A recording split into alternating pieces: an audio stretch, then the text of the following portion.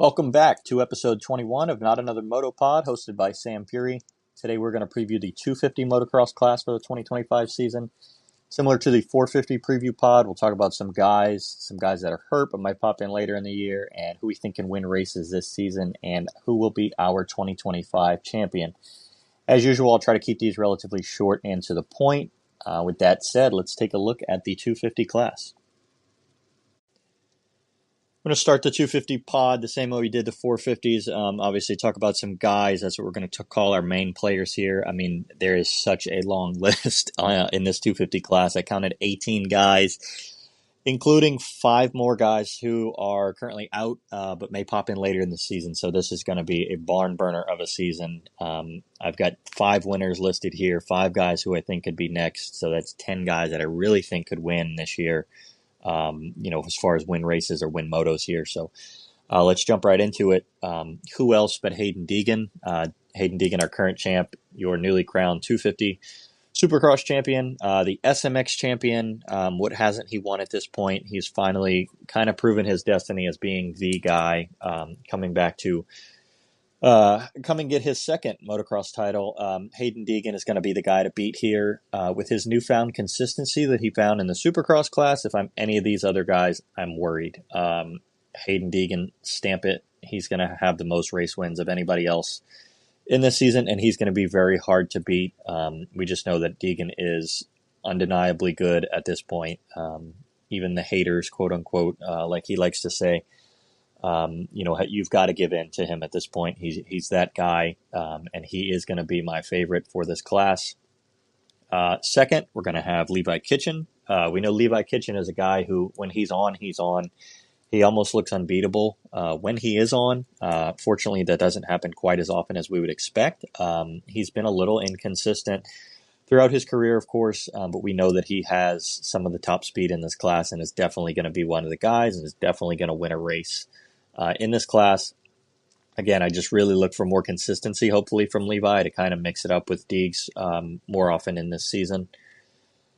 Next, I have Tom Bial. Tom Bial has finished second in this championship last year. I believe he was top 3 in the championship the year before that as well. Tom Bial is a guy who is definitely going to be a player in this season. I definitely think he goes and gets a win. He showed a lot of consistency in the Supercross class for the second year in a row. Now he's able to, he's got 2 championships in a row. He's got to go to 450 next year. Technically, he doesn't have to go to 450 in the outdoor class next year, so we'll see how that goes. Maybe we'll have a J. Coop situation from a few years back, maybe not. Once Tom gets aboard that 450, I have a feeling he's going to want to stay, but we'll see what KTM wants to do with him. Of course, we think he's going to re-sign at KTM, but I do think Tom goes ahead and gets a win. He got a win late in the season last year, kind of similar to the Supercross class, kind of turns it on when he needs to. Obviously, too little, too late, but I think Tom Bial is definitely going to be a winner in this class yet again. Next, I have Chance Hymas. Chance Hymas had another rough Supercross season. He, of course, got a race win in the mud there, but just not kind of what we expected. Maybe we kind of expected him to evolve a bit more. But the way that he looked when he won last year in the outdoor class, he looked unbelievable. That, to me, tells me he can replicate it. I think he can do it again, and I think he's going to stamp as a winner again in this class. And I really look to have, chance to do some big things outdoors. I don't have him in my top 3 in the title hunt overall, but I do think that he can battle up there more often than not. And I think he's going to, be a guy in this class for a long time. Next, the only guy that I have stamped on this winners list, again, I said I had 5 winners here: Deegs, Levi, Tom, Chance. They've all won races. Seth Hamaker. We saw how good he was in Supercross this season. We've seen in the past how fast Seth Hamaker can be outdoors. Just unfortunately, he hasn't made it through a full season because of some injuries. If he can stay injury-free and kind of ride the way that he did outdoor in the indoor class, I do believe Seth Hamaker gets an overall win this season in the outdoor class. I think Seth Hamaker is evolved as a rider, and I think he can be a guy. This is a long list of guys who I want to stamp as winners because I think Deegan's going to win majority of these races, knowing that we only have 11. Maybe these other guys kind of sneak one in here and there. I think Levi can get multiples. I I don't know so much for Seth, Tom, Chance if they can get multiple wins here. I think, again, I think Deegan and Levi take the majority share here, but Deegan, of course, getting the most of them, but be interested to see. On my next list, the next list of guys who I think could win, but I definitely wouldn't stamp it this season. Guys who have won before, of course, and guys who have yet to get wins but have been up there. I've got 5 more riders here. Ty Masterpool, I don't think he gets a win next year, but he was so good last year. His win was legit. He went head-to-head with Deegan and just took that win last year, so he definitely could be a guy up there, but I'm too scared to stamp it at this point. I would like to see how he rides this season. I think he's going to be very fast. I think he's going to have some pretty good, a pretty good amount of podiums. But with how deep this class is this year, like I mentioned earlier, there's 18 guys on this list here. Not to mention 5 guys who may come in later in the season. It's 23 deep in this class. I would like to see what Ty Masterpool can do, and if Ty Masterpool can get a win, more power to him. I like Ty Masterpool. I love watching him ride. But again, I don't want to stamp him as a winner, but I'd be really interested to see how he goes about this season. Next, of course, a guy who's won before and is really good outdoors, but kind of turns it on late in the season, Joe Shimoda. He just had a rough indoor season after the finger breaking. Of course, he won at Anaheim. But be really interested to see what Joe does this season. Again, we know he turns it on late in the season. Maybe later in the year he can get a win here, but I look to see Joe kind of turn it on. I hope to see him out there all year at max strength, but this class is just so deep. Who knows what we'll see at this point? Again, I just don't see Joe as a guy who I want to stamp as a winner. Next, Max Anstey, a guy who is so good at outdoors. We've seen him in the 450 class. We saw he was pretty fast last year when he came back into the 250 class for a couple races there. I'm just not sure. We know he's still kind of injured from the Birmingham crash. Lewis Phillips reported today, this being Sunday the 18th, the week before the race begins.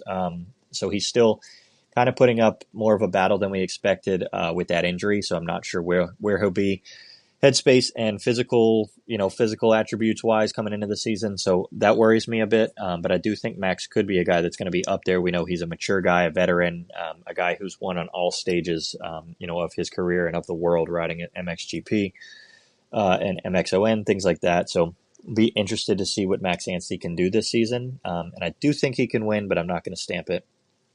Next, I'm going to go to Juju Beaumer. Juju was kind of coming back into form. We know he's been good outdoors before in his career. We know he's a good starter. We just haven't seen it kind of happen on the track yet.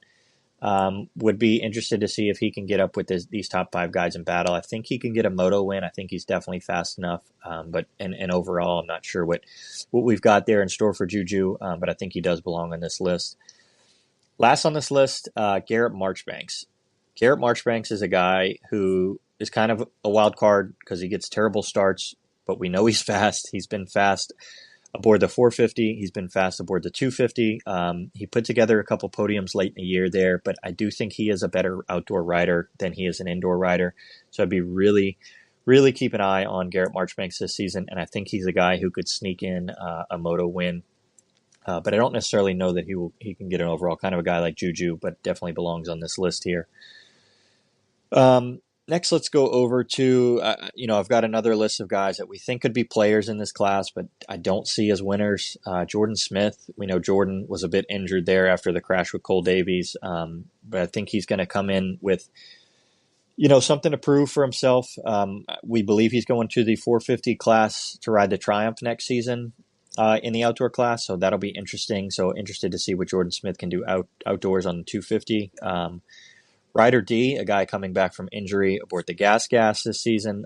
He had some good rides last season outdoors. I do believe he's a better outdoor rider than indoors, and he did kind of turn around a few results earlier this year indoors, and obviously got hurt and just couldn't put things together. So I'm not sure the extent of his return from injury, but it does look like he was riding at the Stopwatch Nationals lately. Speaking of Ryder D, I'll go to his teammate Casey Cochran. Casey went from the Husqvarna over to the Gas team this season. Obviously was hurt before the season started, so didn't ride any Supercross, but we did see Casey Cochran lead laps last year. Obviously it was more of a mutter But I think Casey Cochran has, what it takes to be a guy that runs, in this class. I'm not sure. Again, he could get a win, but he's a guy who can kind of mix it up with these other guys. He's definitely fast. Speaking of guys who can mix it up, Max Volan. We haven't seen him outdoors aboard the Club MX Yamaha yet, but we know he was good. A few years back on the KTM, led some laps, especially early in the season. He got some good starts early in the season. Be very interested to see what he does aboard that Club MX 250. We know that Yamaha 250 is very fast, and we've seen in the past the Club MX 250 specifically can kind of mix it up with these other guys. So really, really fun. Really fun thing to watch Max Volan with the handbrake. Some people have said it may be an advantage, and he said maybe so. He can stand up through the ruts longer. Be very interested to see what Max Volan can do on the year. Kind of a guy I would like to keep an eye on. A guy similar to me is like Garrett Marchbanks. Obviously, they kind of swapped positions. Max went from the Pro Circuit team to the Club MX team. G did the opposite. But of course, their on-track position is really going to show, and I think these guys can mix it up, kind of almost at the same level. Next, we'll go to Michael Mosman. I think Mosman's riding outdoors. I hope he's riding outdoors. We've seen how fast he has been in outdoors in the past. Obviously, this is a new Michael Mosman, not quite the guy that he was aboard the Gas a few years back. But really would be fun to watch him and see kind of where he ends up. We saw some really good finishes in the Supercross season. We saw some not so good finishes in the Supercross season for Mosman. So kind of a give or take there. Would like to see what he does. Next, I'll go to Drew Adams, a guy who is coming in as a rookie, but raced some last year, later in the year, was pretty fast, looked good. He's a pretty good outdoor rider, so it'd be really fun to see him. I think he could finish in the top 10, in the top 12 more often than not. Obviously, with how stacked this field is, that is an accomplishment of itself, but I think Drew Adams is going to be one of the guys for years to come. And I think next year, I don't think he wins a race this year, but next year he's going to be a guy fighting for those race wins. Let's see. We've got Austin Forkner. I'm really interested to see how Forkner does outdoors. He was not great the last few years that he raced outdoors, but did eventually have some better finishes later in the year. Obviously, we saw how rough Supercross went for him, but he did feel that he was riding better later in the year, so it'd be really something to watch with Austin Forkner there. That's going to be really interesting. Unfortunately, I don't think he gets it done a lot with how deep this class is. He's probably finishing 12 to 15 for a rider of his caliber. That is not what he wants. But I'd love to see him sneak it up into that top 10 this year. Next, we'll have his teammate Mikael Harrop, who is filling in for Jalek Swoll. And Styles Robertson, I guess. They're both hurt. I don't know which one of them's coming back. I'll mention these along with some other guys in the injured list here. But Mikael Harrop is a guy who's going to ride the 250 class. He's coming over from the MX2 class overseas, and he's a guy who honestly is really fast. He's probably going to have some inconsistencies, just not riding any of these tracks before, never racing any AMA races. Did not race in Supercross, kind of raced, a couple early races here and there, maybe some Pro-Ams, things like that to get warmed up. But Mikael Harrop is a guy to watch. And maybe put it into the top 5, battle with these guys. I'd be really interested. It's really fun to watch these guys who have never raced with the rest of these guys before come and mix it up because it's a completely new dynamic. These guys, Deegs, Levi, Hammaker, Tom, Chance, they've all raced with each other before and for quite a while, along with most of the rest of these guys. These guys are similar in age or similar, growing up seeing each other ride. But a guy like Mikael Harrop coming over from overseas is really going to be an interesting thing to throw into that. It'd be really fun to watch him ride this year.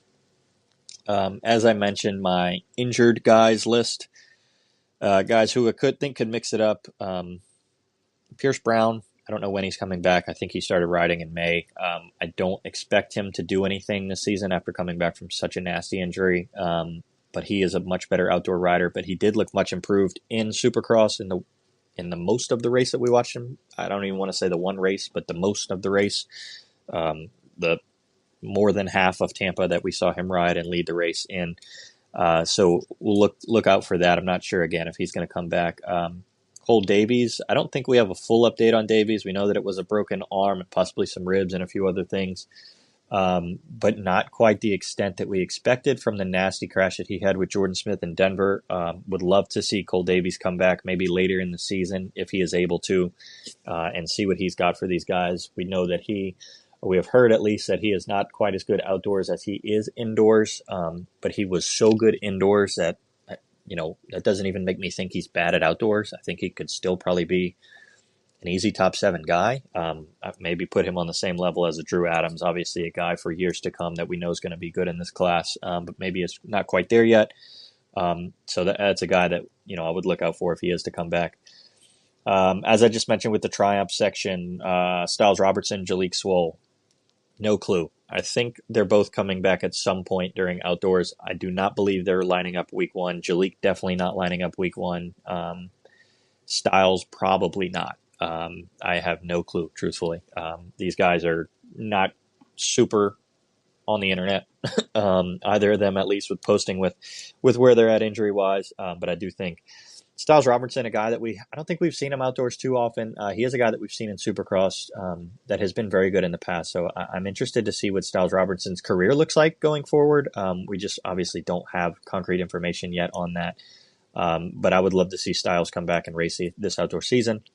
And Jalek Swoll, a guy who's won in this class. I don't think he is an elite guy in this class, but he has won. He had a lot of really good races last year. I think he had he definitely had a podium last year because he had Triumph's first ever podium. And so he's definitely a guy who can mix it up under the right circumstances and be a podium guy, but just not a guy who's in and out on the podium. So I would love to see Jalek come back and mix it up later in the season when he's able to.